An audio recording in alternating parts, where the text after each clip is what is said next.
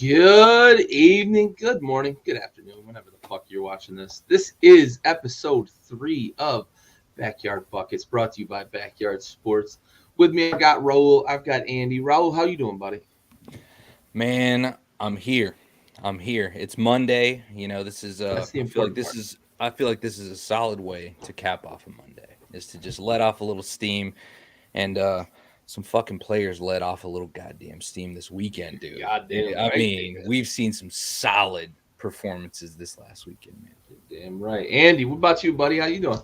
Yo, we saw the Lexington Steel performances this weekend. Fuck, Laying that man. pipe.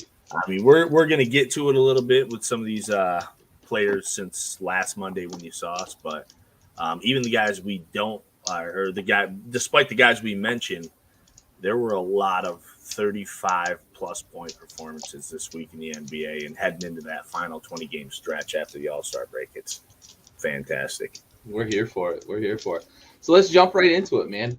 Let's talk about these 40-plus point performers. We've got them scrolling across the bottom, but we got LeBron with 56, Tatum with 54, Ja 52, Joker 46, Middleton 44, Fox 43, Luka 41, and 8 other players had 37-plus points in a game this past week. And 2 of those guys, if you notice across the ticker on the bottom, put up their big days against the Warriors. One of the 3, 4, 5 best defensive teams in the league. 2 big games against them this week. Andy, let's start with you, man. What are your thoughts on this fucking scoring explosion over the last week? Yeah, it's been. You have everybody from Anthony Simons to the LeBrons and John Morant's going nuts. There's Babs. What's up, Babs, man? How's it going? These guys went crazy, and actually some of those were like double dip too. A couple players were in that twice with the. Well, no, I'm saying twice. Jokic had the 40 plus like a 37 or something like that. It's kind of crazy.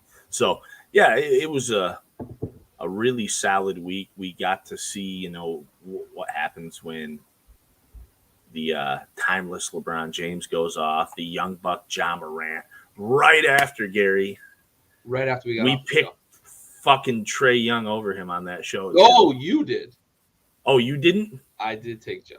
Oh, you did take Ja. I like the excitement. I took Trae. And listen, and I stayed with it, but it was awesome how it happened. Like he's fucking watching the show. Like, fuck this guy. Fuck you, Andy. This dude doing. And to see that, and we had De'Aaron Fox in there, who's been kind of lighting it up ever since the Halliburton thing. Luka's in there, which is always nice to see. Tatum, which we just talked about, how Tatum looked like he might have been the best player in a playoff series against the Nets, and then he goes ahead and drops 50 against the Nets. He drops his fucking nuts on the Nets, dude. And the thing is that also, I mean, if there's anything to take away from that, it's that the fucking Nets got exposed big. And this is huge problems for KD right now. We are wasting valuable fucking KD years. Well, it is in the big cap too, I think, and not to mention Middleton. We'll say Chris Middleton, great job.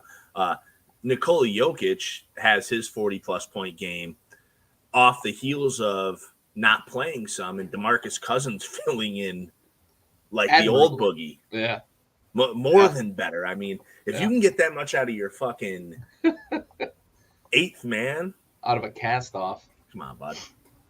Yeah, for sure. So I want to follow up you mentioned, and now I'm losing it. Raul, I'm going to pass to you for your thoughts. It'll come back to me, I promise. I had a question to follow up. It'll come back to me. Raul, what are your thoughts on the my very brief opinion about what's going on. Like, I just want to get to my question. What the fuck is going on in Brooklyn? Like, what is going on? Yeah. Why are they not answering? We're going to talk about Brooklyn here in a little bit, but yeah, it doesn't look good right now, man. Yeah. Doesn't look good. That's all I give a shit about right now. They need to get healthy and get healthy fast. Real quick. Yeah. All right. So my question came back to me. Andy, I wanted to follow up with you. You mentioned De'Aaron Fox, since the Halliburton trade, has been playing better than probably we've ever seen him. And he's had some productive years since coming into the league, but he's been a different person over the last probably 2.5 weeks. Right. Did the Kings stumble into something? Or is this just a coincidence? I know we made fun of them a little bit.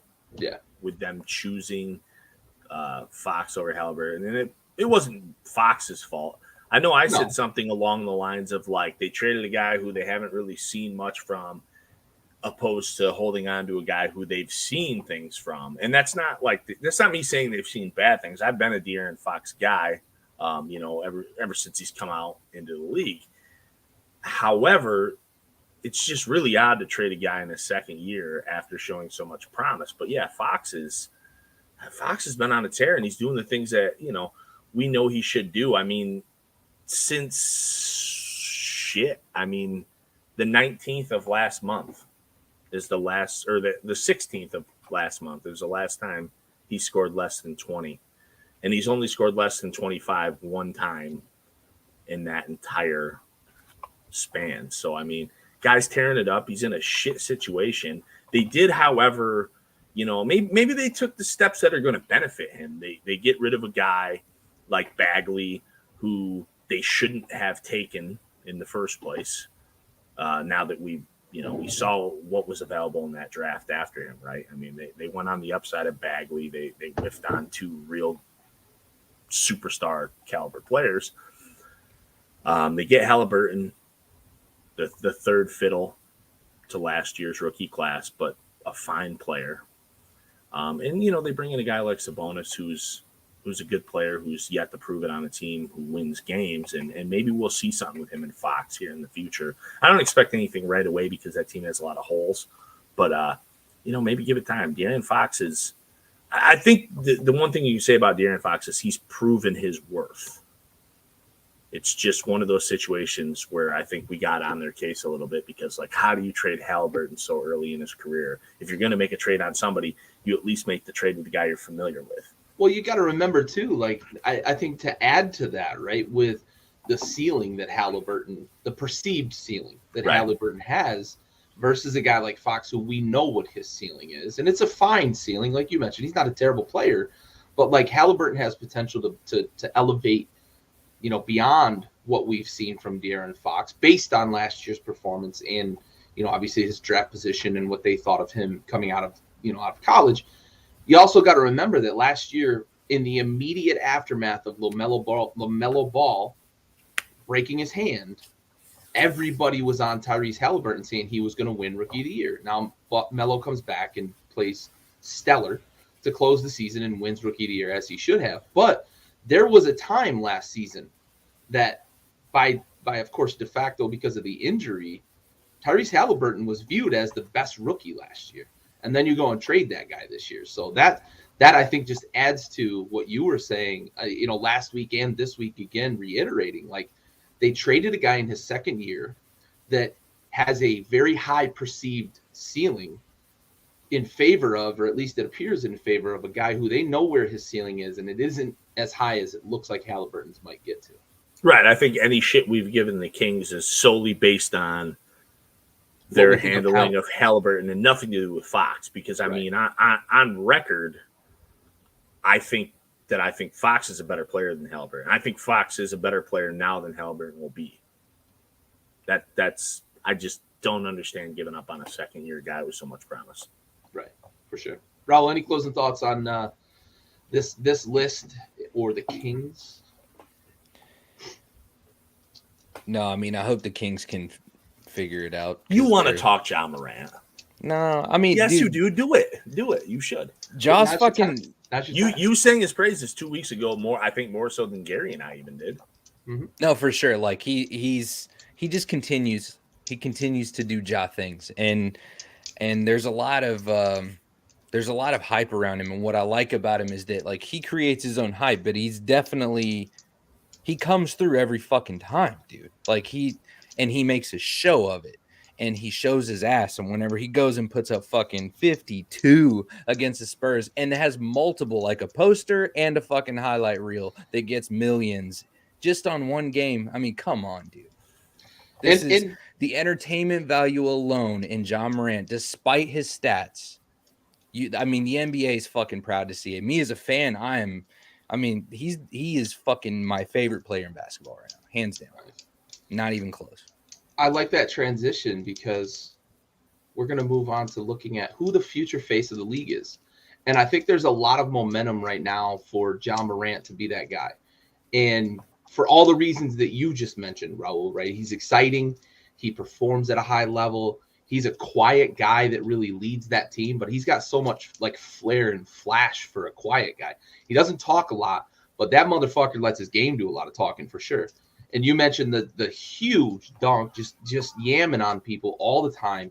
But then that full court pass, one, I want to highlight the fact that pass was fucking phenomenal to begin with. Yeah. But then for Ja to catch it, falling out of bounds, make that little jump shot, that's unreal shit. Like that's elite athleticism among elite athletes. Like that's just, it's different. It's different. This is like an NBA caliber Globetrotters game. Like it's just the shit that he's doing. A 360 dunk. Get the fuck out of here, dude. I can't with you. But I want to circle this back around to the future face of the league, right? Because we're talking about potentially Ja Morant being the future face of the league. Why isn't a guy like a Giannis Antetokounmpo, who's already won an MVP, he's won a Finals MVP, he's got an NBA championship, he's exciting to watch in a different way. He's a good guy who's doing things for his community, taking care of his family, sticks around in Milwaukee, right? Loyal to a team that was loyal to him. Why isn't that guy potentially going to be the face of the league? Where does he go wrong in terms of being the face of the league? Andy, I see you smirking over there. I'm going to pass it to you first. Just Malcolm in the middle. Yeah. Nobody likes the middle child. Yeah. So you said it earlier in the chat a little bit, like, does he get lumped in with LeBron? And I don't think he gets lumped in like with LeBron. However, I think KD gets lumped in with LeBron, even though there's like a 4-year age difference. Nobody wants the face of the league with burner Twitter accounts either, though. Right.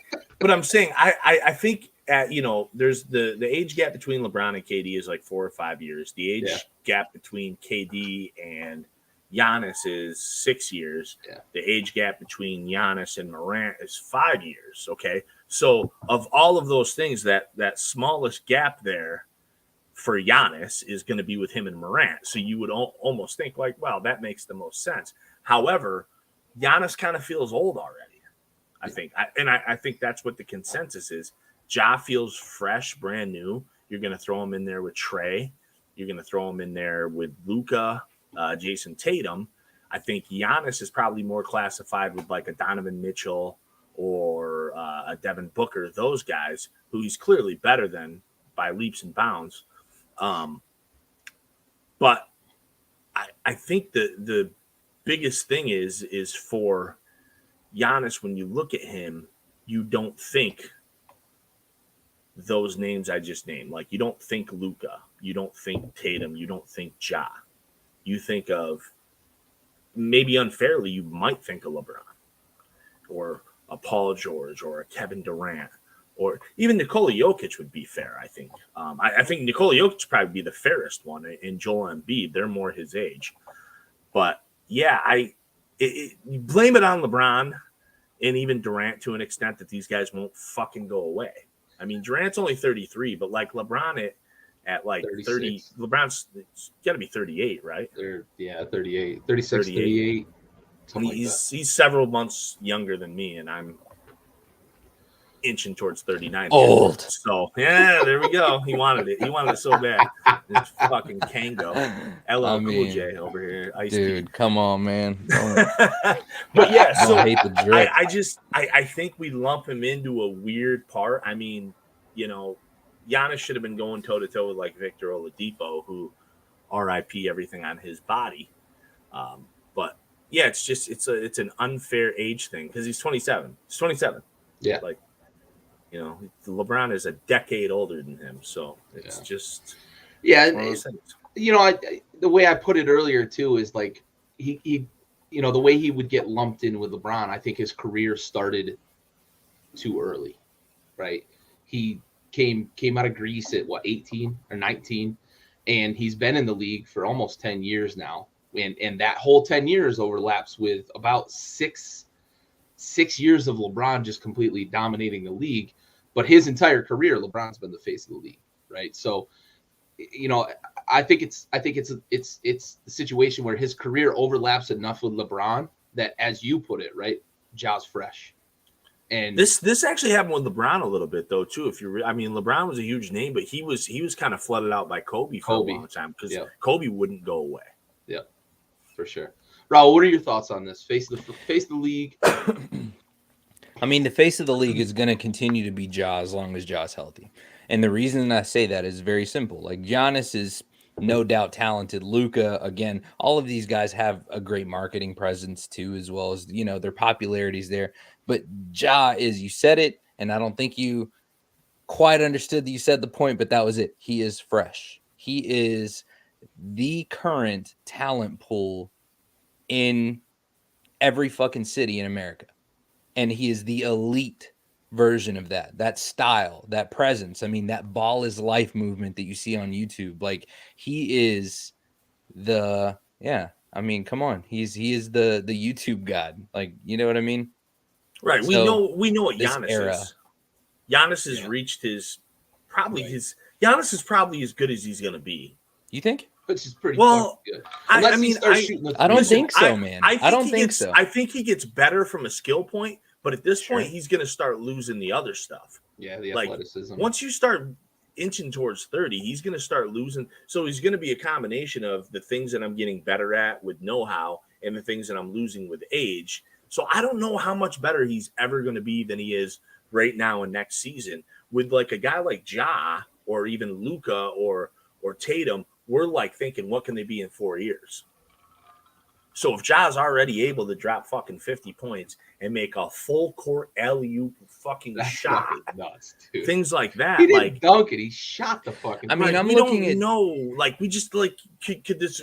I think we're thinking in our heads, could this guy average 35 1 year? And I think we thought a lot of the same with Trae Young last year when he was beating up on the Knicks and doing the fucking bows and the big smile in NYC, that kind of shit. It gets people excited. People want this stuff. So I just, with me for Giannis, we've seen enough out of him that we know that, like, if he does get any better, it's not going to be a big jump. It's going to be something small. As where somebody like Ja could fucking, I think he could still make a pretty good leap. Well, that and the fucking big guy's never the focal point. You know what I mean? Like, Giannis is what he is. There's no doubt. But again, Tim Duncan's going to be the greatest power forward of all time, in my opinion. But again, there was how many other people that were way more important than him?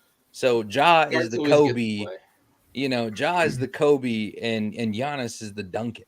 That's what's always made LeBron unique too, with his marketability and being the face of the franchise. Like, LeBron's not a big guy. Yeah, he's literally a power forward who can play some point guard, but like he's not a point guard, right? And that's what's always kind of made him unique. The big man, it is tough to market the big man. Like, Shaq is probably the only real true marketable big man we've ever had, and he was still overshadowed by Kobe, MJ. I mean, to an extent. I mean, he was just in regard to the big guy, but as far as GOATs, we've never talked about Shaq being a GOAT, and this is what we're talking about. Maybe not GOAT. Yeah, you know what, though? The Shaq conversation. But this is what we're talking about. We're just talking about it in real time. We're talking about 20 years from now when we talk about Ja being a GOAT. Like, that's what I think we're seeing with Ja. I've seen the narrative. We're seeing a Dwayne Wade, a Kobe, fucking Allen Iverson all in one person. I mean, it's insane. I actually, real quick, because I was going to say something else, but you just said Dwayne Wade, and Am I wrong though? no. He I'm definitely not has talking about. I'm incorporated- not the talking about style Dwayne is Wade. there. It's I amazing. kind of think the Dwayne Wade. I think the Ja Morant comparison, Dwayne Wade is kind of. That's not what you were Right. doing necessarily, but I think that's.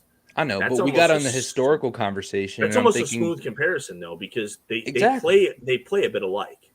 Yeah. The athleticism is there, the Especially bounce is early there. in Wade's career, for sure. Right. I mean, Josh shoots better than Wade ever did already. I mean, Wade Yeah. was a pretty atrocious shooter, but obviously the league didn't command it as much then. But for Shaq, I do want to say though, I think Shaq is I think right now, in all of the basketball conversations and all of the basketball shit podcasts I've watched and social media opinions I've taken in over the years, I feel like Shaq is getting more due diligence right now in the current in 2022 than I've ever seen him get. Ever. Because I'm starting to see a lot of fucking people who are intelligent basketball people putting Shaq in the top 8 or 10. Number 4, number 5. He's creeping in. He's creeping in on Bird and Magic and Jordan, or not Jordan, Kobe, into those territories. And in a lot of cases, over like Russell or Will or Hakeem, who in past years, it was a foregone conclusion that he was behind those guys. So I think that and it's one of those things where time makes a difference, but I think people are really starting to appreciate Shaq. And not that matters into this show, but you said Shaq. No, but that's real though. Really, That's he's getting there. I mean, it's awesome because fuck man, Shaq might be the reason I'm a huge basketball fan. Yeah. He was so fun to watch, man. He was so fun. And the fucking charisma. Yeah, I mean, the GOAT talk is going to have to continue to be adjusted. And I'm already kind of looking at that, and I'm looking at people like Ja. And again, my comparison is primarily to, when I say GOAT talk, I'm thinking of the greats, the Right. numbers 1 through 20, And so I think that Ja's going to be another one of those guys. And Dwayne Wade was the only person that I felt like, again, the shooting point made and agreed. But yeah, I mean, I think that Ja's there. He's got the showmanship. He's got the talent. He's got the aggression in the fucking paint. And he's just, I mean, again, the buzzer beater alone, the posters, time after time. Yeah, that's a take I like the fuck out of too. Right there was, he said, when I think of the GOATs, I think of the 1 through 20s. Yeah, I hate thinking of the GOAT has to be like 1, 2, or 3. Yeah. Like I want to call. This, I mean, we're talking about the herd, not yes. just one. You know what I mean? like there's some points where I want to be like, I want to tell like a younger person like Vince Carter or like Allen Iverson. One of my goats, one of my goats, because but if it's not fucking LeBron, Kobe, or MJ, it's disrespect. And it's like, no, man, there's generational talent on top of that, and there's the GOAT of that generation. Like, I want to broaden that fucking definition. Oh, shit, dude. We are going to make a little interlude here. The fucking phone. Who's this guy? What are you guys talking about? Hey, no, buddy. Hey, we were talking basketball, but we're going to talk about Mr. 5-0 over here, man. Connor Matthews. For those of you guys that may be listening instead of watching, Connor Matthews, fighter out of New England, former combat controller in the Air Force, veteran. He's currently 5-0 in his professional record. Has just joined the show again. He's been on the show a fuck ton, and we love and appreciate him. Dude, look at that clean ass face. Connor, there ain't nothing on that face, dude. Keeping it, I gotta stay good until I make it to the big show. You know what I'm saying? You never know when a modeling job might pop up. So I want to start up and tap somebody out instead of fucking dropping fists on them. Huh? Yeah. How you guys been? How's everything? Good. It's good catching up, man. How was camp and stuff? I know you've had some tribulations with getting a fight. Yeah. How'd that go? I mean, I've been in camp. I've been in camp since July. Yeah. So it's like my last fight was July 10th before that one, and we've been staying ready just in case anything popped up, and I had a couple fights scheduled that fell out, so that happened. So I just been still staying at it. So I got really good. I feel great. That's probably the most sharpest I've ever felt going into a fight, and it showed. And I mean, again, I had 4 opponents fall out for this fight before I got that final opponent. So I mean, I got matched up with some good guys. Guy from American Top Team, kid named Keith Speed from American Top Team. I was hoping that was going to be the guy I was going to fight, and then I don't know, he got popped his knee or something. They said like a week out, something ridiculous. So it is what it is. I mean, I'm just happy I got the fight. Got a guy that was 1 and 2 to show up, and it was easy work. You know what I mean? So. No, so what's next, we man? We don't know what you mean. Yeah, no. All 5 of those men would have fucking murdered us in 4 seconds. So what's next? What are you and your camp talking? What's going to be next? So obviously we're gonna so April, there's some shows going on around here. There's a possibility in those. So maybe I'm hoping April, maybe end of April, like April 25th or something like that. And just staying ready. I know the Contender Series is coming up this summer, so if I have to hop on that, I have to hop on that. But I'm hoping, yeah, I guess you can clear your schedule. Yeah, I'd rather get a just get a shot. You know what I mean? So if I'm 6-0, I mean that's a pretty good record. I think that you can get your shot if you can get a last minute fill in for something. You know what I mean? So I'm getting there. I think it's just a matter of time right now. Yeah, it's gonna happen this year. I'm going to get the call this year. How do the mechanics of that work, right? As a you're starting out and you're trying to get that shot, right? How do the mechanics of that work? Are you calling? Is your camp calling? Is there somebody you're talking to? It's kind of a weird thing. So a lot of people have just managers that will get you into the UFC, but so they'll sign with a guy that has a good relationship with the UFC, but he's going to take 20% of your purse all the way your entire career. And so they kind of he might get you the shot, but it's not necessarily going to get you the best fight. So they might bring in a guy, you know what I mean, just to kind of this guy, maybe he's marketable, or maybe he's he's pretty good. He's on a win streak, but they bring him in, and then but they're going to feed him to a really good guy to make the other guy look good. You know what I mean? Let's talk about Sean O'Malley's last opponents. So, you know what I mean? They just feed him guys that are not that good. And so they're building the Sean O'Malley star, so everybody's going to tune in and think Sean O'Malley is just amazing. Dude, that's such an unpopular opinion, though. Every time you say that about I hate it. Fucking, and that's, do you really hate it? Are you in your feelings about that? I don't hate it, actually. I like O'Malley, but I do agree about it. I do agree that he's only ranked. He's never fought a ranked guy. The last time he just fought a guy that was ranked, I don't even know, not top 10 or not even top 15. He's fighting. Yes, he fought. I wouldn't say they're bums. The Mountain Dew hair, that guy, the guy with the fucking that's my training partner. Shovel chin. Holy shit, dude. That's my boy, and I love Chris Montino. He's my boy. But that guy's the most iron-headed fucking dude ever. Oh, he's tough.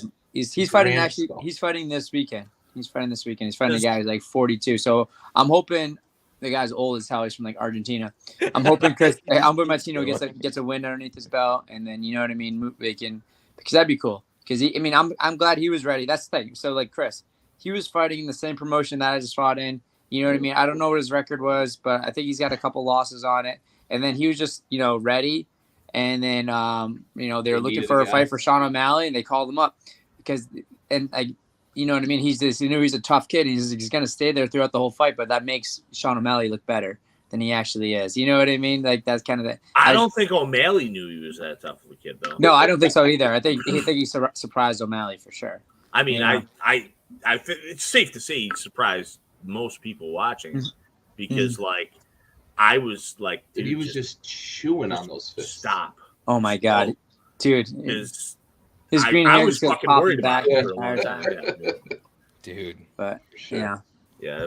I have to say though, ever since he got that fight, he's gotten so much better. Nice. I think it's because before that he had a full-time job, and he was training. So now that he got paid finally by fighting Sean O'Malley, and he could just focus solely on fighting, and then he started turning it up. He's just I spar with him, he's so much better. His hands are way better. So I'm excited to see what he does in this fight. All right, can you still beat him though? He's a 35er. I'm a 45er. So Fair you enough. know, So I yeah, do good against him. It's light work. So, Sure. all right. So another guy doesn't make it out of the first round. So in the event, whether it be Contender Series or UFC, I mean, what's your anticipation on who you think? Like we've talked about who you think you can beat, and I feel like you're confident enough to say that you can beat everybody, and I think that that's totally fair. Yeah. My only take on you, just entirely from the get go, and take a sip real quick. I think the only thing you're doing wrong at this point, Connor, is that you just need to drag somebody out into the deeper rounds. I'm serious, man, know, because man. only because the UFC is an entertainment business. You have to be able to. And look, you're making light work of the scrubs, and as a competitor, your job is to finish the job as quickly as possible. Yes. And I think that you're doing everything right there. But the UFC has like this WWE kind of side where you do does. have to provide the entertainment side. It does, and I think that's I agree. Honest to God There's a little feedback, bit of man. that, but then there's like a little bit like so. I have my coaches on one hand saying you go in there and you fucking finish the guy and you get the tough fights later on. Like don't Right. don't go in there and do something stupid and risk getting caught. Like that's what I'm getting. That's what I'm getting from my coaches. You know what I mean? They're like don't Isn't be that fucking kind of the throwing prevailing spin. sentiment, though, that like the UFC takes notice when you put on a show and stop people? Right. O'Malley is a prime example of that. Like again, Yeah. the reason why he's so popular is because of the show he puts on and the Right. fact that he's like the Tekashi 6ix9ine of Stupid the fucking UFC. face tattoos. Yeah. Yeah. CTE or No, he was literally like he's taking pictures with a kid, like they're friends. Yeah, I believe it. So that I mean that's the thing. He acts like he's like he's like I don't know how old he is. How old is that guy? Fucking he's younger than me. So but he's just in that scene. You know what I mean? He just knows how to be like fit to the appeal of whatever the fuck that mumble rapping bullshit is, and he just fit that. You know what I'm talking about? No, I like for that sure. take. Absolutely. He just fit into that. I mean, that's his brand, and he does a really good job with it. He's pretty. I mean, when I listen to him talk, he's not like a complete idiot. He seems like a pretty smart guy. He's just, he just fit his brand. He does really well on the social media, and I understand. I respect it because that's a big part of the game. The game's not just fighting. You have to build a brand around you. I feel like I'm doing that as well. So, like, you know what I mean? I got my thing. I got the special operations background. See, and I think you know you what I are mean? too. And I don't want this to ever come across as a dig because it's not. I just No, think it's, we're just I talking think that's here. This I is not dick. I legit think that that's just the only thing that's stopping you now from getting that call from Dana is that like you just got to have a highlight reel. You know, I agree. I mean, but there's something to be said about somebody that puts everybody away in the first minute of every round. You know what I mean? For 5 fights and not show anything. So you know what I mean? And 5 again, as that becomes 8 and then 10, 10, yeah, and then we exactly. You know what I mean? But that's just integrity, Well- and that defines you as a fighter, where you're consistently fucking undefeated. And then Yeah. Dana's gonna have no choice, but at least you're gonna earn it the right way. So Yeah. again, I commend you on that shit well, because so you the could. difference. I feel like you probably absolutely is, though, could have drug out anybody out of the first round and still beat the fuck out of them. That's all I'm saying. Right. Yeah. I don't think it's about getting out of the first round though, because I Dana likes the fights to end early. It's the difference between A rear naked choke and a a rear knockout. naked choke, which and a knockout. if Yeah, I agree with that. if we look at Connor's, I think I have highlight 4 reel, I have 4 rear naked chokes. you're basically the master of rear naked chokes. Apparently. You You know what's funny? I I mean, never hey, hit I'm that- the I never master of hit that. Miller Lights, and you're the master of rear naked chokes. Well, what a rear naked choke is somebody that doesn't want to be in the fight is trying to find a way out. They turn their back somehow, and I feel like he gave it up, snatch it up. dude.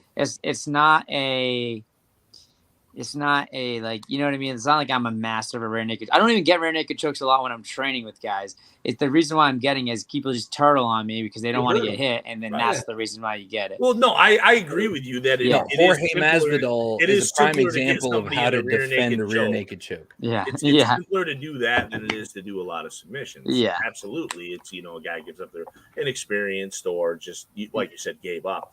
But, Yeah. with the O'Malley thing, it's going to be like he's just fucking striking. And they might not even be hard strikes. He also I had mean, Snoop Dogg fucking commentate his Wow. Contender Series. That's man. that's I the mean, thing that got him. and it's one of those Oh, things where Melly, people like oh, his Melly. fucking style. it was hilarious. I mean, that's how I discovered Sean look O'Malley. at, I mean, look at in a nutshell what Covington has become because Yeah. of his hate me fucking attitude. Yeah. Which, you know, nobody. And dude, he was buys like at this that point. wasn't him at all. No, Like, he until even he was said like it about to to get Usman. cut. We could hear him. It's on still the hot not mic. him. Yeah, No, still not him. but it sells. Exactly. Uh-oh, we've lost Connor. Oh I no. think he's froze up. That's what I'm saying though, is the WWE kind of side. There's the entertainment side of this Right, it sells. that I is mean, always gonna be and fuck, dude. Connor came up expecting us to just sing his praises, bro. We just fucking checked him real quick and like, hey, you're doing great. However, as some inexperienced motherfuckers, please allow us to Get 'em. provide you input. No, Well, all right, back to the Colby Covington thing. Like I feel like he was about to get cut from the UFC, and then he just started talking shit, and all of a Right. sudden, the next thing you know, Right. everybody I think he is really good, but like, dude, like And all it took was a publicly. there's no doubt about that known he's a good Trump vote. fighter. he just did, he did what he had to do. It's pretty well documented. That, Yeah. like, you have one fight left. We're not going to keep you on.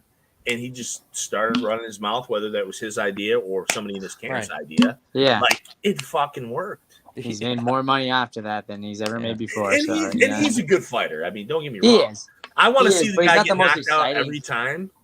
He's not the I most want to see him exciting get fighter. beat up, but he's a good fighter. I Mhm. mean,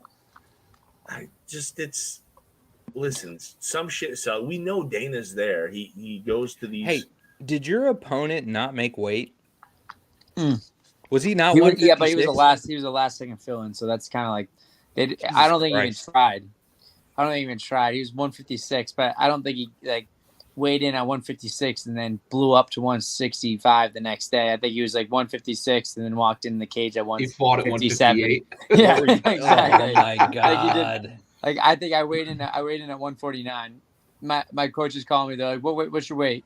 I'm like 150. I'm ready to get to 145. They're like, stop there.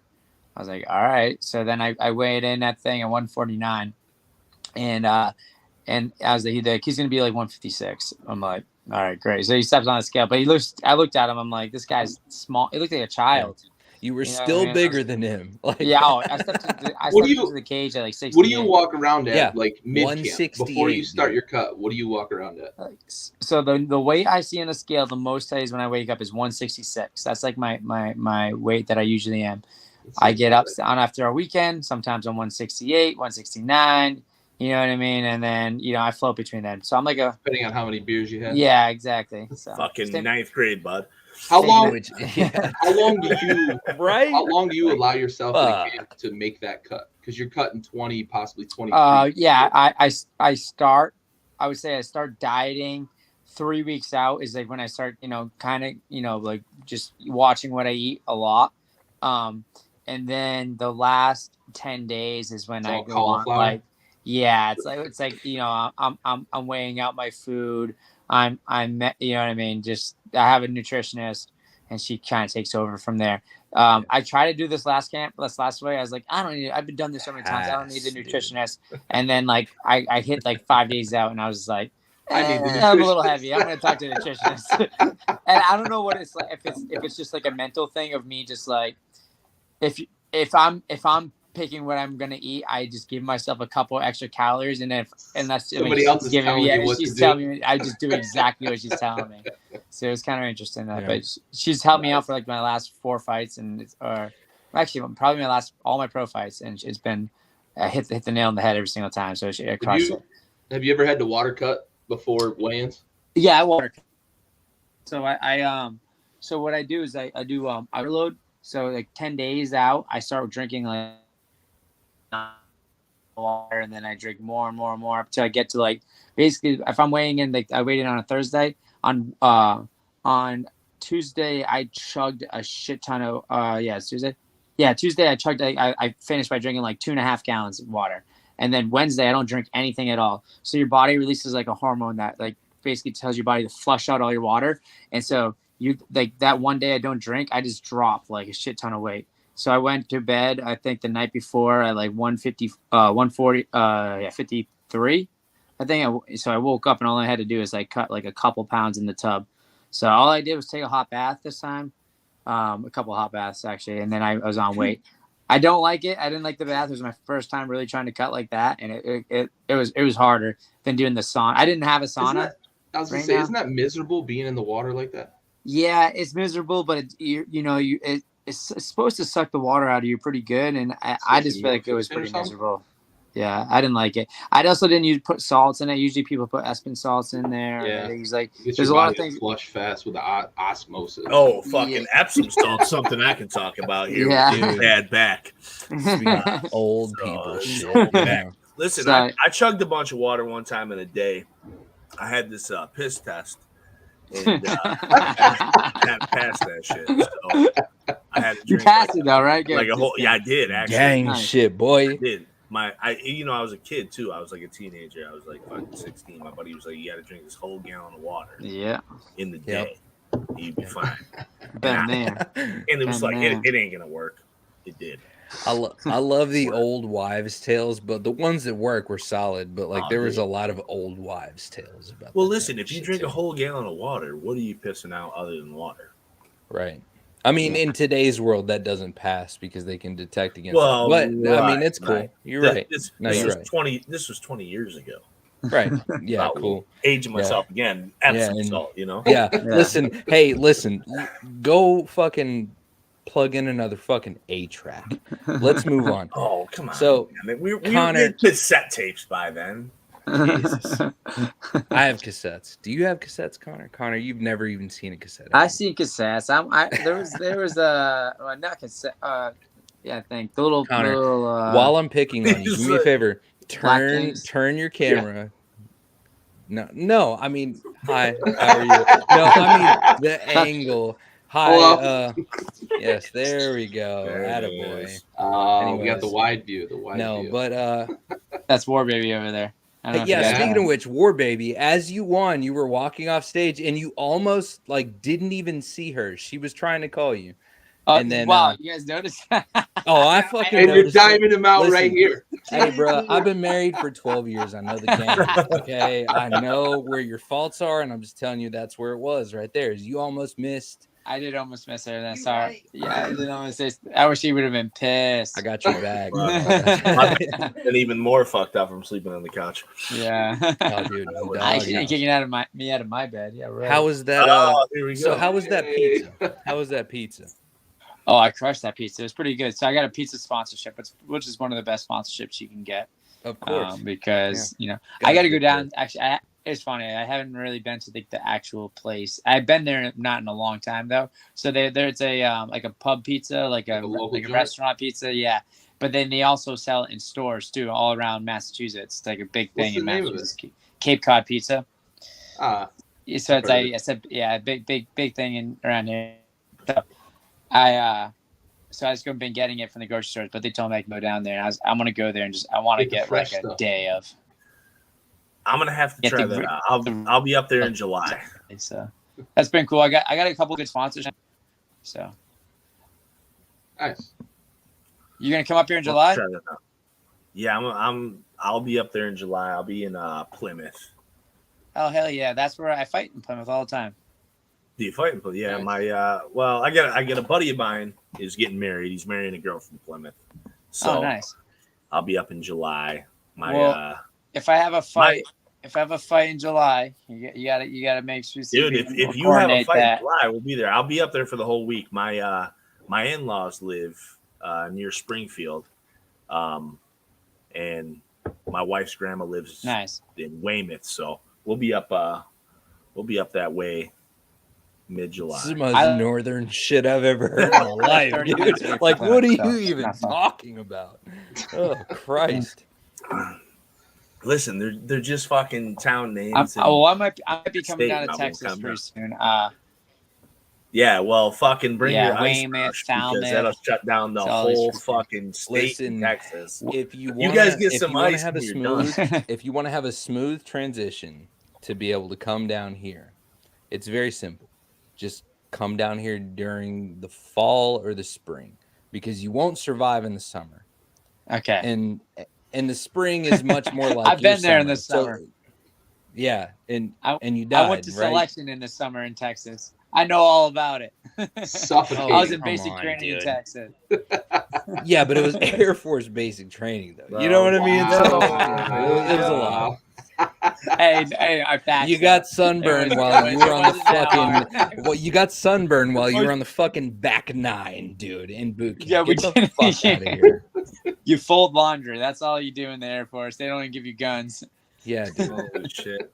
Yeah, You know, it's dude. hilarious because, like, not being in the military, I see the Navy guys pick on the Air Force guys, but I It's was the only ones that we really have to. That's kind the of- only one Yeah, you it's can. funny. I thought the Navy guys were the butt And of the the Coast jokes. Guard. I Not pick knowing on the any Air better, Force guys. you know? The Air Force is ridiculous. It's a joke. Let me tell you when it comes. You to, are kind of the exemption. I mean, you're kind of the exemption. I One am, of the but we didn't only really ones in the Air associate. Force I that's- didn't really. We had our own little squadrons and on our bases that weren't even like attached Right. to the Air Controllers Force. are Exactly. different. Yeah, Controllers are but Exactly. it was pretty. Yeah, it's pretty ridiculous to be I honest. had a buddy in the Air Force that went on a 4-year vacation in Germany and came back with a BMW.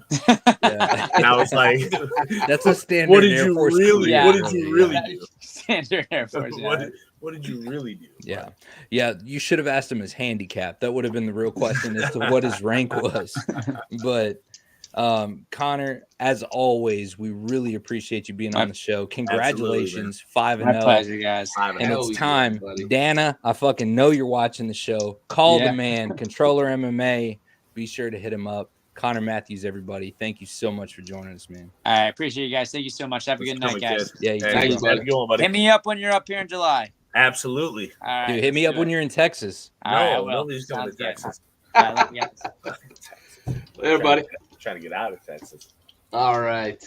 Bro. Well, let's get nice little transition back to basketball here. So we were Yeah, talking we're about. only 46 minutes in, my bad. I'm glad Gary remembers where we were. Hey, that was great, man. Anytime That was Connor, awesome. anytime Connor Yeah. can make it, man, it's fucking Connor's a good real shit. one. I like the All right. little- So Aaron Burt made a comment in I think we should talk about it because Burt alert! this might be a pretty good comparison to who Ja Morant really is. Oh, let's hear it. I got to hear it.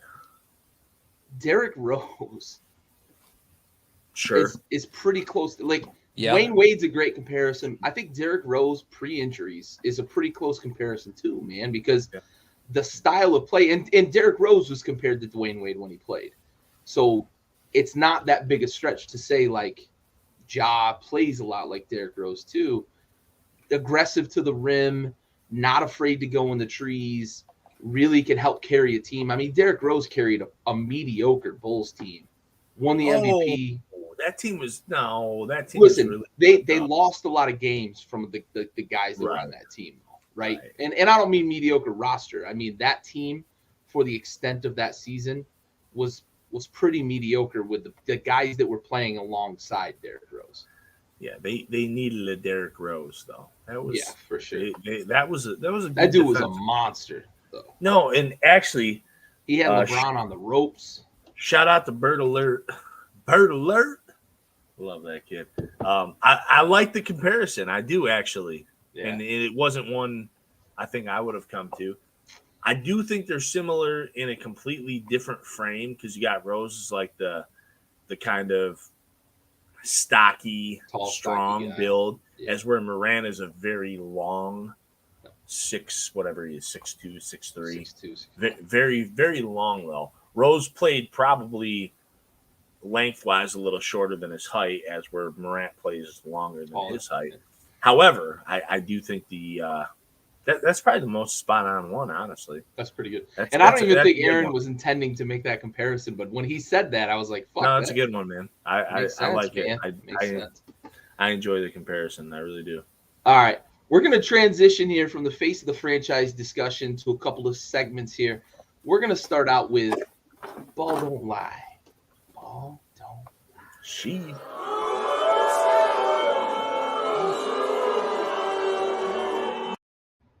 All right, Andy, I'm gonna pass it your way. Little "Ball Don't Lie." What you got for us this week? Fucking ball don't lie, man. So this is going to be. Hi, Jen. She did the quick U-turn. Strategic, Rakers. Strategic. This is going to be the point where I kind of pick on myself here. Get them. I said it. I think it was 2 years ago. Have we been doing this 3 years? Just How many about years have we been doing this? 2018. Yeah, we're almost to 4. I think it. So it was longer ago than that. However, there was a point where You were skinnier then. I think we all were. No, but I mean you were literally half the guy. Well, I was. Yeah, you were going. There's some You were shit. sick, That's man. the There was problem. some shit. Yeah, there was some Yeah. shit. However, there was a point where I said, and I don't remember what prompted it, but I remember saying that I thought DeAndre Ayton would eventually become the best big man in the NBA. And ball don't lie, that shit is not true. Nor will it be true. I think he's the equivalent of Andrew Wiggins, which isn't a knock necessarily, because I think Andrew Wiggins is a very fine player, a fine player with large expectations, and I think Ayton is much the same, a very fine player who fits a particular role but had larger expectations and didn't meet those. But I really did drink the Kool-Aid. He had that nice 18-foot jump shot, all the post moves, the defense, the inside stuff, like, and it didn't translate. So that is my ball don't lie, because I fucked that one up. Yeah, that's a really good one, man. That's a really, really good one, because I think the Andrew Wiggins comparison is almost spot on, because Ayton has played his best ball with a guy like Chris Paul. He was never going to be a guy to carry a roster like we thought. I was with you when Ayton came out of Arizona. I thought that's a guy going to Phoenix with Booker. I thought that was an immediate win for Phoenix, and they were going to become great with just those two. But it took Chris Paul coming in and really taking that team under his wing, changing the mentality. Ayton's good in the pick and roll, right? But he's not a big man that's going to be able to command the game, right? So I'm with you. I'll eat crow on that too. That's a really good ball. Don't lie. I'm going to go in the same vein here with a guy that I thought was going to change things for a franchise, Bradley Beal. I thought when Bradley Beal was drafted to Washington, I thought that guy is exactly what Washington needs. They had John Wall, and I know John Wall's been injured, right? But since then, they've tried at their damnedest to continue to put talent around Bradley Beal. And they got as close as I think they're ever going to get last year when they brought in Russ, because he and Russ had some chemistry. Russ dominating the ball, Beal able to just concentrate on scoring. And they obviously didn't play a lick of defense, but man, they could run the score up on you a bit last year. Bradley Beal is never going to be the guy to carry a franchise. And I think what's going to happen is, man, he's just going to continue to labor in Washington, score a bunch of points over his career. We're going to look back on him and say, man, this guy scored a lot of points, but never won any fucking games. And I'm going to eat crow on that, because I thought he was going to be the difference for Washington. So, ball never lies. Never lies. I feel like the only part of that though is that Beal's not the problem.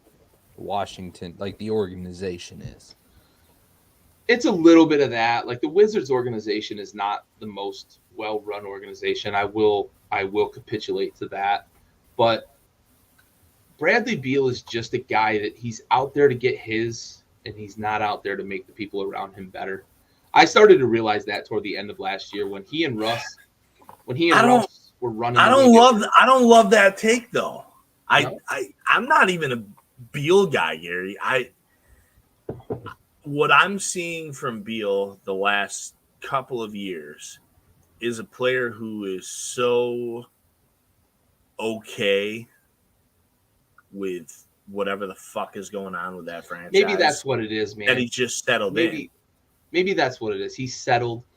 You could be right. Right. Because when he and Wall, that may be more the case than him not being like able to the make guys 4 and better. 5 seeds, right? When he and Wall were like the 4 and 5 seeds playing in the East, I thought they And were so close, man. And they were good. I didn't see that kind of Bradley Beal. I do see it now. I see what you're saying. Yeah. I feel like he's a player who's given up. And we're in the era where like players make their own mind up. And I feel the same way about Damian Lillard in many respects. Like, go. Like if you need to go. But there's only so many places to go in this league. And there's so many other players that determine the movement.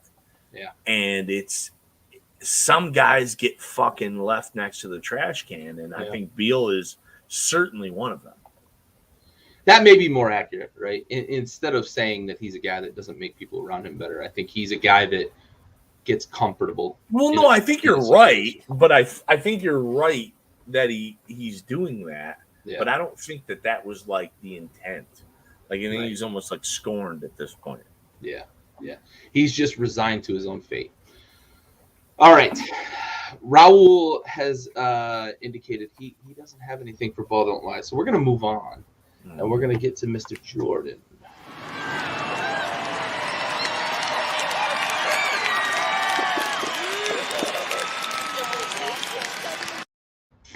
All right, Andy.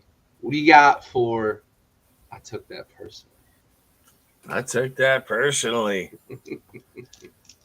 I pass it your way because I've got something in store, but I think you may be going the same route, so I hope may not. Be pivoting. I hope not. So I alluded to it, last week, and I said I took.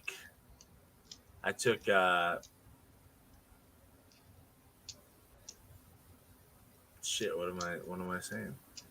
I took Trae Young.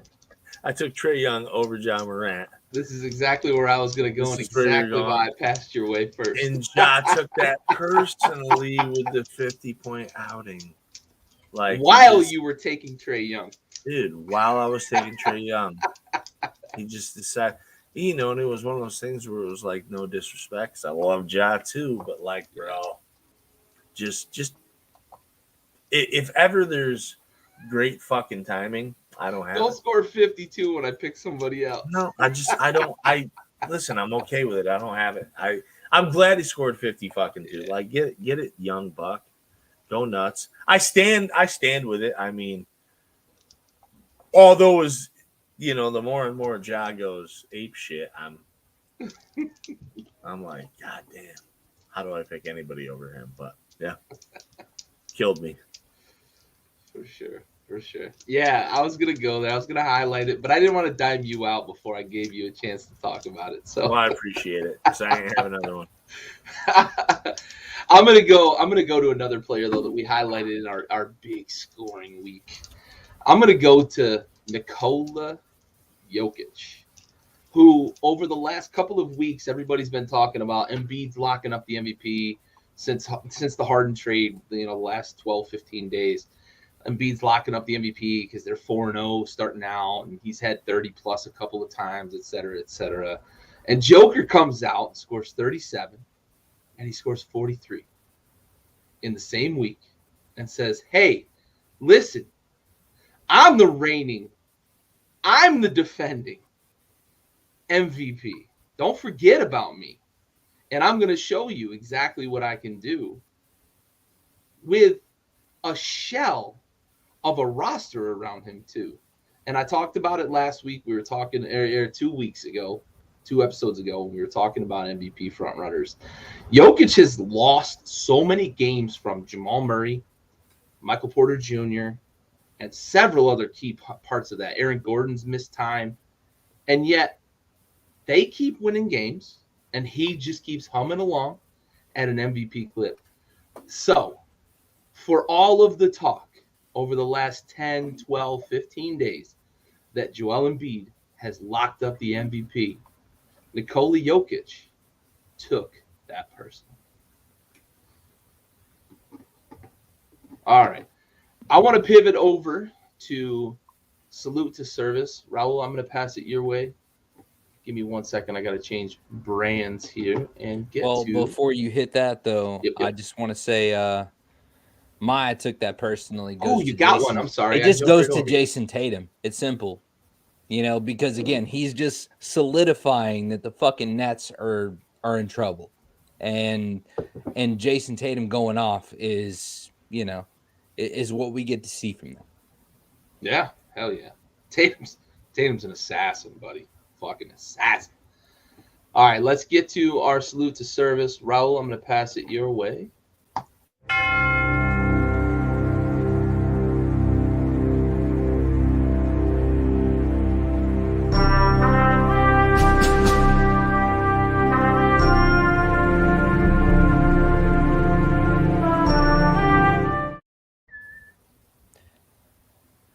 Big shout out to Folds of Honor for sponsoring our Salute to Service segment. And this episode will be dedicated to Army PFC Spence McNeil, who's 19 years old, from Bennettsville, South Carolina, assigned to B Battery, 2nd Battalion, 43rd Air Defense Artillery Regiment, Fort Bliss, Texas.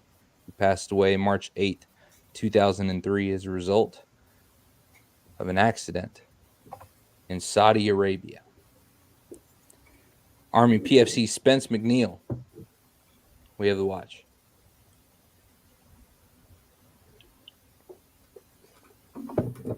Dude, fucking 19. That shit hurts, man. That shit fucking hurts. All right. Let's try to transition. We'll pick the energy up a little bit. We've got a new segment this week. A little bit like any of those that have tuned into the Backyard Blitz Cap Facts. We call it Splash or Trash.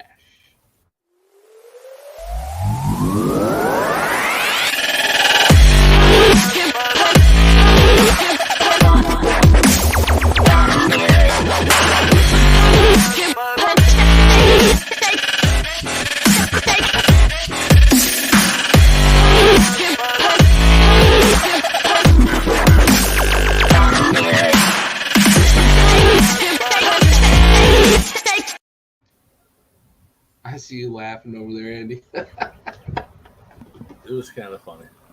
I like it. Oh, shit.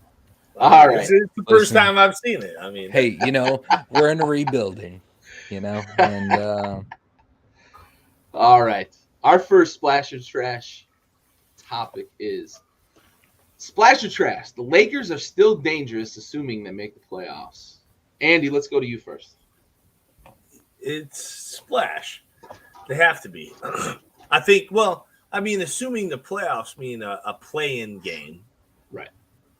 That's included. That's playoffs. Right. So a play-in game, absolutely, because you get 50-some points out of LeBron against one of the marquee defensive teams in the league, like we saw with the Warriors, and he dashes your hopes. So if you are the 10 seed or the 9 seed, like you don't think that can happen to you, fuck your life. I mean, that might be your destiny. In a 7-game series, I don't think so. I have to me, this is a 2-parter.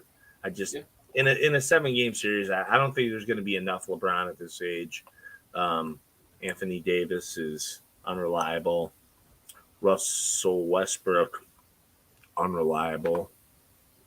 Not enough depth. But yeah, like if you have to face the fucking Lakers for a play-in game, you're upset about it. Yeah, for sure. Raul, splash or trash? Lakers dangerous? I think it's the safest splash ever. I mean, it really is. It's again, you're betting against Tom Brady. It's fucking LeBron. There's still a problem. Period. So, I actually interpreted this differently, right? By dangerous, of course I was looking at it from the perspective of I'm a top 4 seed, right? And I have to see the Lakers in the playoffs. Am I worried about them, right? And I frame it that way because it's still splash. Right? Because Andy, you say like LeBron doesn't have enough for a 7-game series, but if LeBron gets hot for 3-4 games and gets a little bit out of AD, and Russ isn't a trash bag, like it could be over in 4 or 5, right? So I looked at it from that perspective, and I immediately thought 7-game series is trash, but like at minimum, they're gonna be a problem. Right. You don't look past them. I don't want to see him if I'm the 2 seed. But you know, if the series goes 6 or 7, I agree 100% that like LeBron's not going to give you enough over the course of a 7-game series. But I don't want to see him if I'm the Warriors. I thought I was the LeBron guy. 4 or 5 games. What's that? I thought I was the LeBron guy. I respect him. Like I hate the guy, I mean, it's him. Still the facts, though. You know, it's still the fucking facts. Listen, though, I literally think that if they're in a 7-game series, I don't even give a fuck who it's with. I think they lose. I think they're done. It's done. Like you can't rely on Russ, and you Davis can't play. AD even being able to Russ's fit and his overall whatever he's done in his basketball career at this point is gone. Yeah. Like in LeBron it's fine, but look, the LeBron cannot play with a bunch of role players at this point. Yeah, he can't because even in his game the other night against the Warriors where he scored 150 points, like there were times where like I was like, fuck. LeBron's pissed. Like he was getting pissed at teammates. And rightfully so. There was some dumb shit that was going on. And I was like, he's gonna blow it. He's gonna score 49. Because at that point I didn't know if he was gonna break 50. He's gonna score 49, they're gonna lose. That's a bad look. But I don't trust him in the series. I'm with you. That's a bad roster.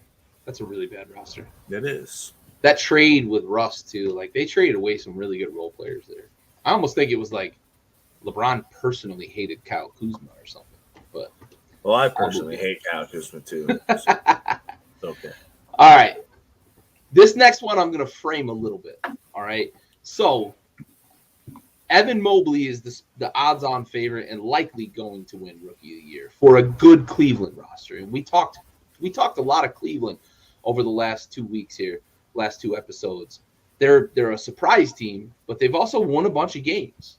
And Evan Mobley's been a big piece of that. That's a really good young core in Cleveland. So he's going to win the Rookie of the Year. And Cade Cunningham, who was the number 1 pick, is likely going to finish 4th or 5th in the Rookie of the Year voting. Detroit's a bad team. He's had an okay season as a rookie. So I ask, splash or trash? Raul, was Cade Cunningham still the right pick at number 1? Yes. I mean, he doesn't have to be the best to be number 1. The point is the receiving team that picked him benefited. Period. I mean, that's what it is. So, absolutely, splash. Andy, your thoughts?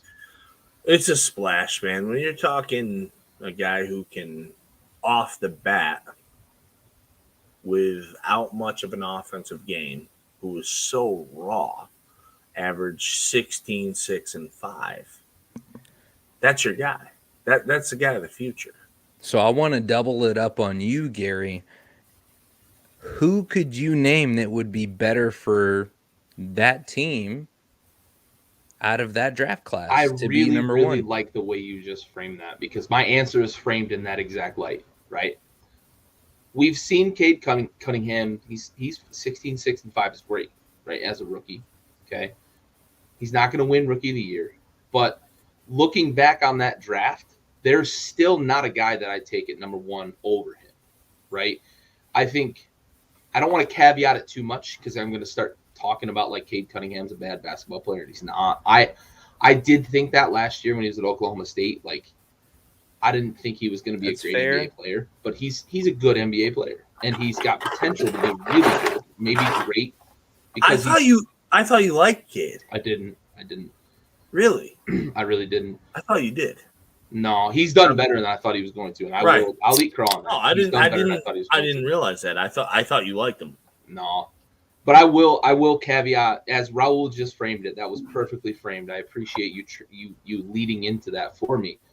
I still look back on that draft, despite the fact that he's going to finish 4th or 5th in the Rookie of the Year voting, according to the odds right now, and who knows how that plays out. But I still look back on this draft and I say, I'm not taking Evan Mobley if I'm the Pistons.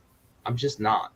I'm not taking old Spence. I'm just like, I'm not, right? So Cade Cunningham was still the right pick at number 1, and I think it's because of the fit in Detroit. They need a guy that can be the fulcrum for that team, and I think that's what he has the potential to be. If you want it with brass tacks, though, here's what happens: is Evan Mobley reminds me, and please focus on the word reminds me too much of years past. There's too many big guys, right? We have the Jahlil Okafor, we have the DeAndre Ayton, we have these guys who don't work out. You know what works out almost every fucking single time, unless you draft them from Syracuse, a 6'6" point guard. It works out. It does. Quarterbacks for your roster. You get these point guards who are 6'6", they can rebound, they can go in transition, he's quick, he finishes well, he can shoot the ball a bit. That's the piece of his game. Here's the other thing that people are ignoring. The only thing that he had competing with him at his position was Jalen Suggs. Yeah.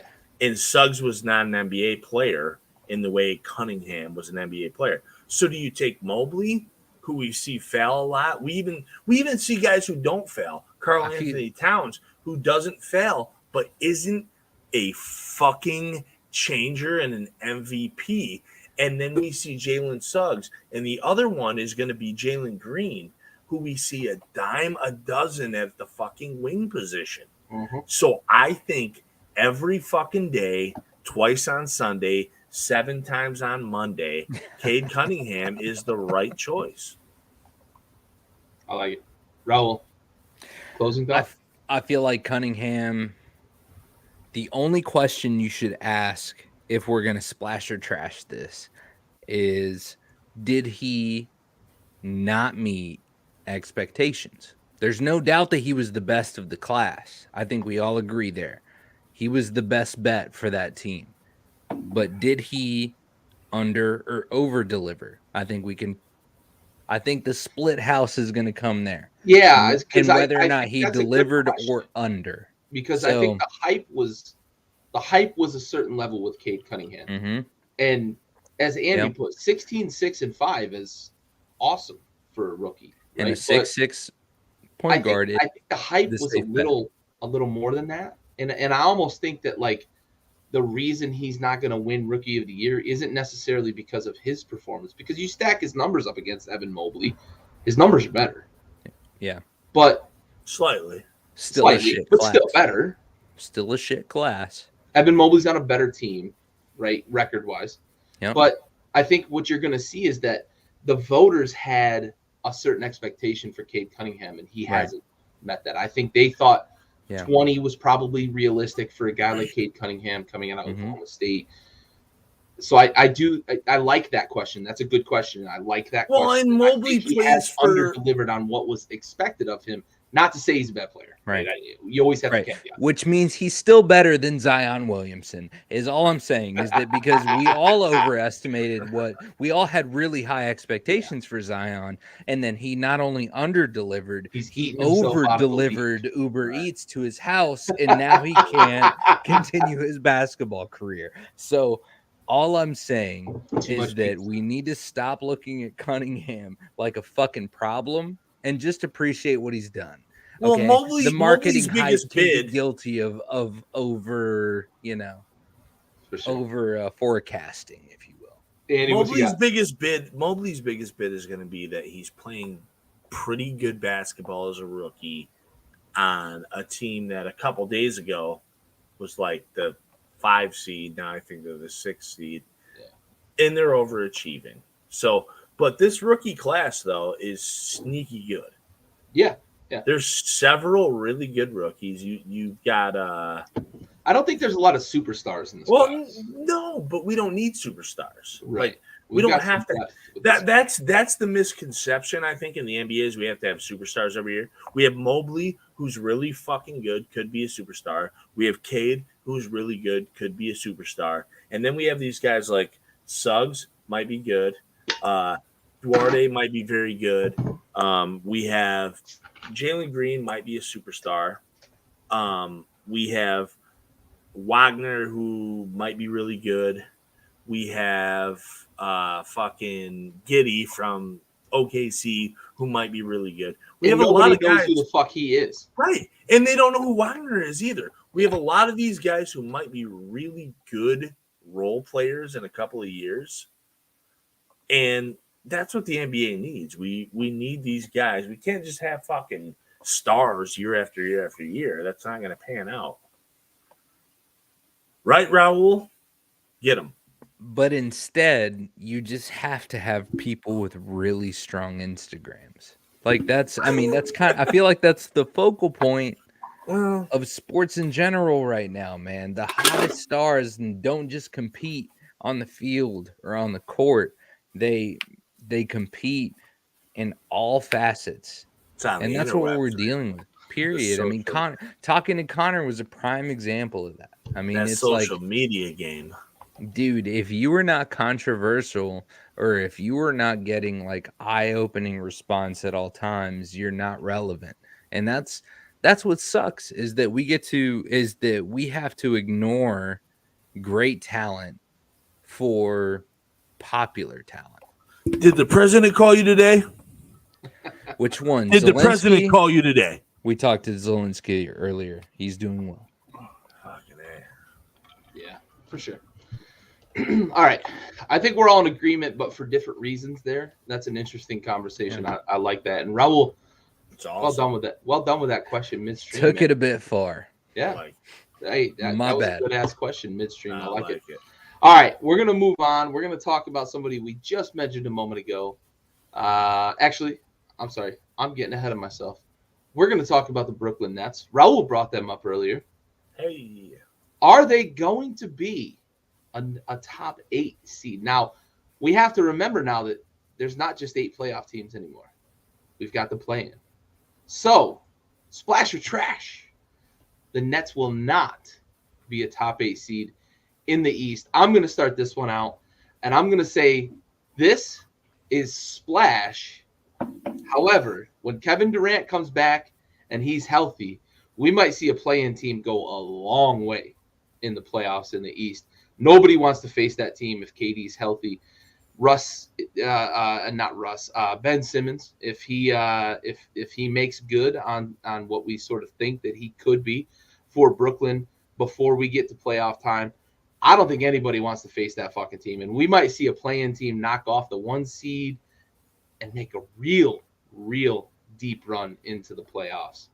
But I am going to say that this is splash, that they will not be a top 8 seed in the East. They have not played well, and KD is still days from really just, being the guy, that they need for this team to really start winning games. Andy, I'm going to pass your way. I see that look on your face, buddy.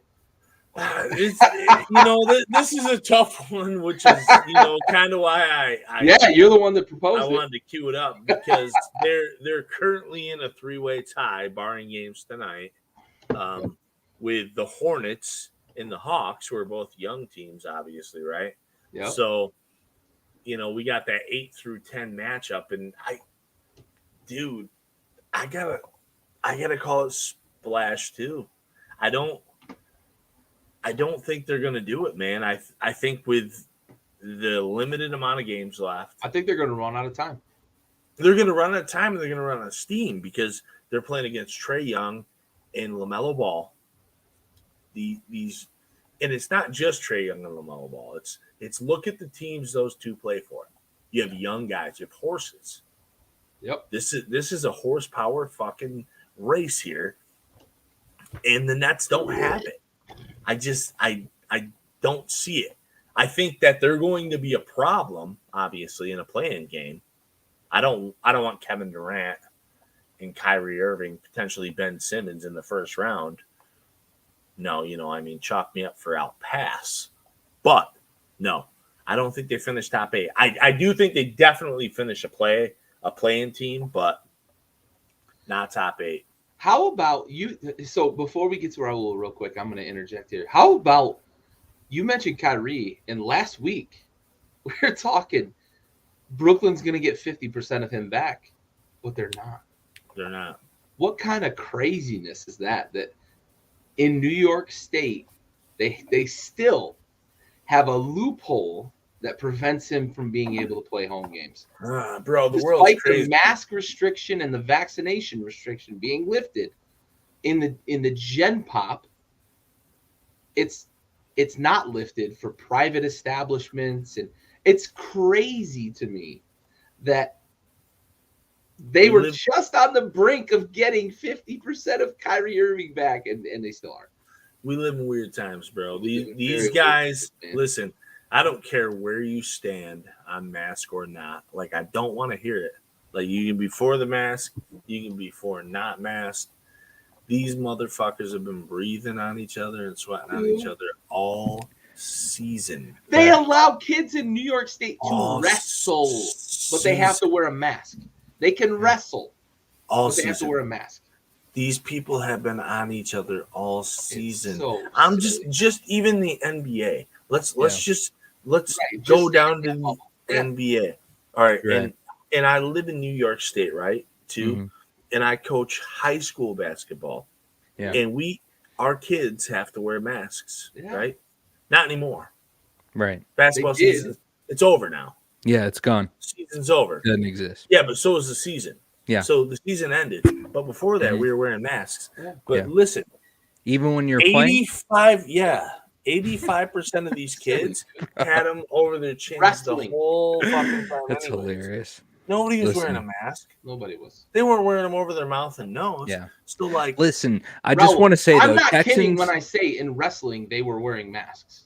This isn't political. This is just straight up. Texans were viewed as primitive for doing that. You are. No, we're not. Not for that, though. No, we're not, though. Like, that's the thing. And this is fucking proof that we're not. Okay, we don't have salt trucks because we're not used to ice. But you know what we do understand said anything about that. Is that fucking heat kills germs. No, you did earlier. You totally did earlier. But no, it's fine. It's totally cool. And never mind that we completely like skip past the part where I needed to weigh in on this. But splash or trash. It's simple. We're getting back to That's fucking no. We've taken like a 10-minute detour, but it's cool. But like trash, it's trash. It's trash, and it's only trash because. Wow. Because Ben Simmons. Yeah, I like it. Okay. I like it. Let's hear it. I'm going to fucking hop on the train. It's simple. I'm going to hop on the train. I think for whatever reason, regardless of what happened in Philly or not, I don't care about the backroom conversations. What I do know is that despite the fact that he's the Drake of the NBA, meaning that he's good, but he's in his feelings a lot, bro. He's still worthwhile. And I think that KD and Kyrie and Patty Mills and that roster with Ben Simmons is better. Period. It is better. And so I think for that reason, when you have greats like KD in the mix and you add supporting characters, like the Patty Mills, like the Ben Simmons, I think at that point, there's no doubt you're a top 8 seed in the East. All right. I like it. All right, let's move on to our last topic of the night. Last splash of trash. Splash of trash. Russ Westbrook, who's taken a lot of flack this year for the struggles in LA, the Lakers, putting a lot of blame on his shoulders. Andy, will he be a starter in this league next year? No. Nah, he's done, man. You're trashing it? Yeah, it's trash. It's trash. You I don't even want to do it, man. Like, you don't think he's one of 30? No, I don't. It's not even because of that. It's not because he's not one of 30. Like, he's going to be better than 30 other point guards. However, there's other things at play. There's money. There's growth. So you're not getting any growth out of Russell Westbrook next year or the year after or ever again. He's where he is. Pyramid.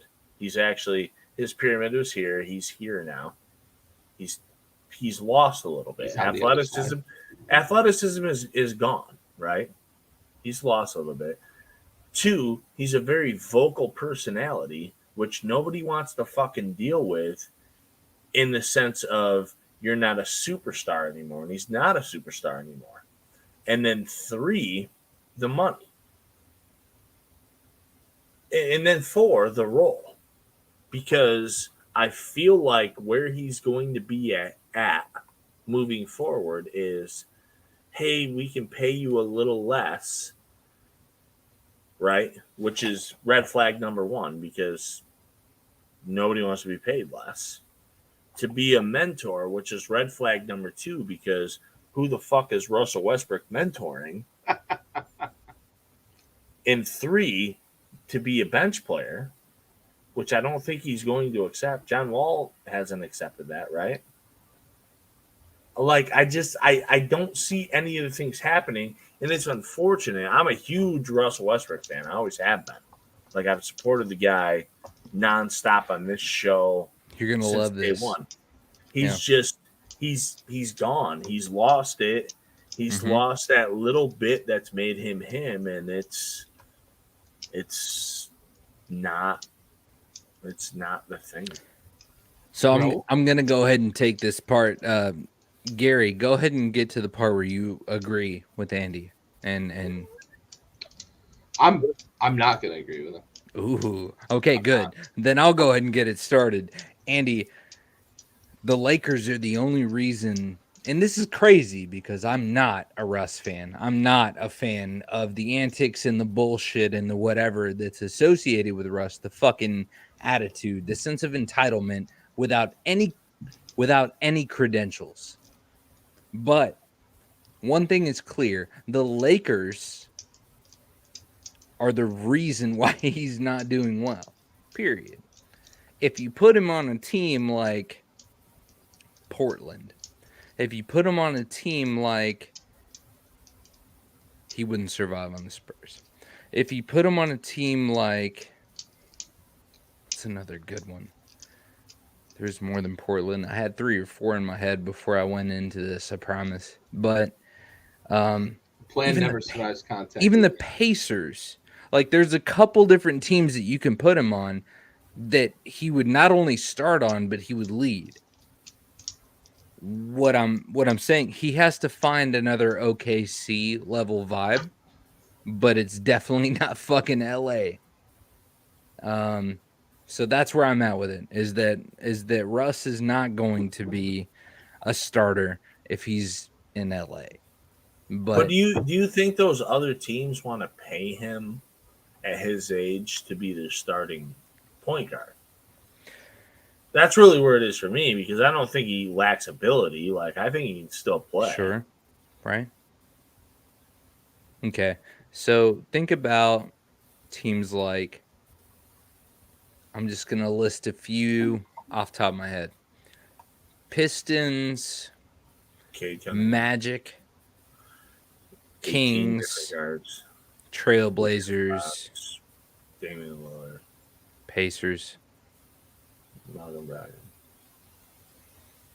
Do you have responses for all of those? Yeah, I just said one for every one of them. No, I mean, it seems like you did. So with that being said, I mean, we're just fucking house divided on this. Yeah, no, I don't agree with all of that. Like, I really don't. Cool.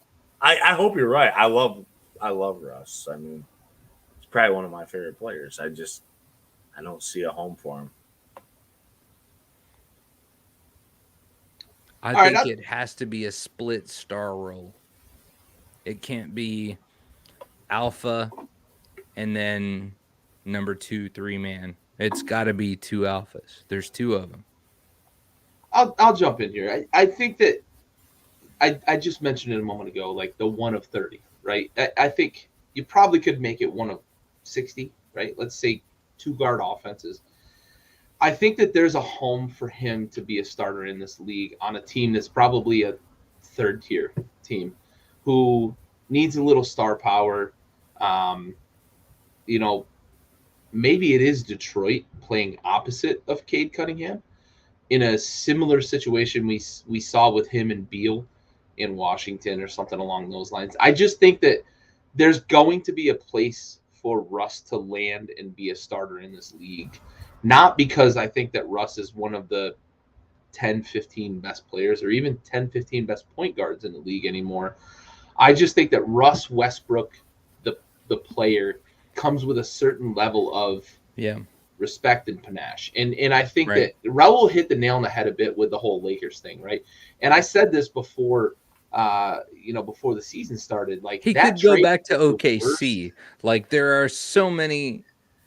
are places that he could go and start just purely because of his name. It's possible, though. Maybe. He can't start in OKC though. Yeah, that'd be a tough place for him. They filled that void. No, you're right. I'm just broad comment. I think there are places somewhere for him, and that's why I say, like, to me, I think he is going to be a starter in this league. I don't think he's going to be relevant, though. I think that's it's going to be a bad team, right? And that's where I say a team that is on the rebuild that just wants to put some butts in seats is likely going to give him a shot. Trade a couple of role players likely to the Lakers. I just that's what I see in the NBA. We see guys hang on to these positions. Like Carmelo Anthony was a starter last year in Portland, and he likely wasn't a starter anywhere else in the league. Right. So we see these guys kind of hang on to this. That's what I foresee for Russ. Is he's going to be a journeyman over the last probably 5 years of his career. He may start for a year, maybe 2. And then he's going to be a bench guy coming. He's going to be just a name coming off the bench who can get you some points here and there. That's what I see, and that's why I say this is splash because of that reason. We see these guys do this stuff. The Lakers fit was just so bad. It was never going to work out. Russ is a guy who has to dominate the ball, who has to dominate the offense, who has to dominate the stat sheet. He's going into LA with a guy who is the ultimate person who has to dominate the ball, who has to dominate the stat sheet in LeBron. And that's not to, like, I don't want that to come across as a knock on either of the players, but, like, that's the type of player that they are. And LeBron does it better. It was never going to work in LA. Russ is not an off-the-ball shooter, and that's what they've asked him to be. I think it works in LA if AD's not there. No, not AD. I don't think it does. If LeBron, I think the style doesn't work in the NBA. Dominating the ball in the NBA only works if you can shoot. It's the only way it works at this point. Right. It's a different NBA. Russ cannot shoot the basketball. I think there's a place that he's gonna go, that they're gonna bring him in. They're gonna trade. I keep thinking, man. Like, listen, I thought about this hard. I keep thinking. Like the money and the like who's where. I think Raul's mentioned 2 teams that makes sense if they're going to go with that 2. He mentioned a few, Orlando but I didn't. And Detroit. Detroit and Indiana are 2 places I think that is potentially because I feel like Indiana's a stretch. I think Indiana has Brogdon and Duarte, so I don't think that's going to happen. Maybe Detroit. Detroit's a shit show. It's not going to be Orlando. Right. Orlando has like 5 point guards. 105 point guards. Yeah, they're. I mean, I hope it's not going to be Orlando. Right? Maybe he goes back to Washington. Stop trying to throw Trust that me, on me. I fucking hope it's Orlando, bro. Jesus Christ. Maybe he goes back to Washington, plays alongside Beal. I don't know. I mean, Orlando's got fucking they've got Fultz, they've got Cole Anthony. Like I don't think it's gonna happen there. Like, no, that's fair. 5 years ago I begged for it, but I don't. That's my thing with Russ. Is it's not me hating on Russ. I like Russ, and I do agree with Raul in the terms of I think being in LA is fucking him up a lot. Yep. However, I don't. There's still the question of where he's does a he fit? puzzle piece that I don't know where to put. Yeah, where does he fit? Like where do I stick? LA this was guy? never the answer though. I can tell you this: No. his ego will not let him Does he go to the other play LA? a backup role. Like, I don't think he's gonna be on a bench next year, dog. I Like, he's agree. either He in gonna playoff not P be in had the some league. Good days in Oklahoma City. Ego aside, though, like where do I stick him? That $40,000 or $40 million, and I think regardless, he is not going to take a bench job. no, he's not. That's what I'm saying. Not Where does willingly. the puzzle piece go? No, I don't think. Period, Gary. Like, I don't think he's going to take a bench job. He He's ain't either gonna going to retire be. on 40 million. I'm not saying he's going to retire. I'm No, he saying might he's going to hang fucking. out. He's going to free agent through the year, dog. Like, I'm telling you, Russell Westbrook is not going Russell to Wilson, be. another fucking complicated guy. Yeah, we've got shit to talk about there too. We need to get another episode of the Blitz in too, just because of all the updates. But no, we've had you're there. right But though. still, Like Westbrook's not going to willingly take a backup position, but he's not going to walk away from 40 million. No, So never. he may not have a choice. It's not Right. a thing. he's not going to go easy. He's Period. gonna get bought out. Yep. He'll be bought out, and that'll be the end of it. He's gonna be. That's why I'm saying he's gonna be bought out, and then where's he It's gonna going to go? be on someone gonna buy else's him out, though? terms. Not the Lakers. No. I don't know. Say he gets traded to. Let's just hypothetically say he gets traded to Detroit. Are they going to buy him out? Sure, You think so? absolutely. A team like Detroit would buy him out. Maybe. Or well, no. Listen, hold on, wait. Because Detroit's the Kings, too. Right. At the Right, same they're time. Kings So Northeast. no, maybe they don't. Maybe they don't Kings buy him out. Northeast, son. Maybe they say fuck around and find out, and we killed Cade Cunningham's development. That would suck. But that's the only result. That'd be a Pistons move though, That's the only result of that. and it'd be a Kings move too. The Kings might do it. They might be like, yeah. Fuck you, Andy. You're fucking selling me on that. God damn it. Yeah. God damn it. They're stupid. Yeah. Franchise. I had a fucking solid argument fucking 4 minutes ago. No, you didn't. I did. No, you didn't. I had No. Andy buying 4 minutes Really? ago. No, you had. I the thought I fucking- had a solid argument a while Yeah. ago too. Yeah, that's right. Andy was buying 4 fucking minutes ago. Right. Now No, he's you're not. right. Now he's selling me. Yeah. All right, let's close this fucking show. I'm your fucking saboteur, Fuck. bud. God damn it. Andy fucking selling me. God shit. I don't know, man. Anyway, let's It's close Raul's the show. fault. Raul, closing thoughts. It's his fault. Here's my fucking closing thoughts, dude. Fuck. Stop fucking. I like No, it. don't I do like that. it. Andy, closing thoughts. Dude, my closing thoughts Yeah. are if I never have to fucking hear Raul slurp his drink again. Like a fucking teenage girl in the mall. No regrets, Well, dude. yeah. And some kids watching this are like, what's the fucking mall? Hey, goofballs, get some Cyber culture. Monday. All right, I'm going to close this with no slurps, no regrets. We are out. Yo. Okay.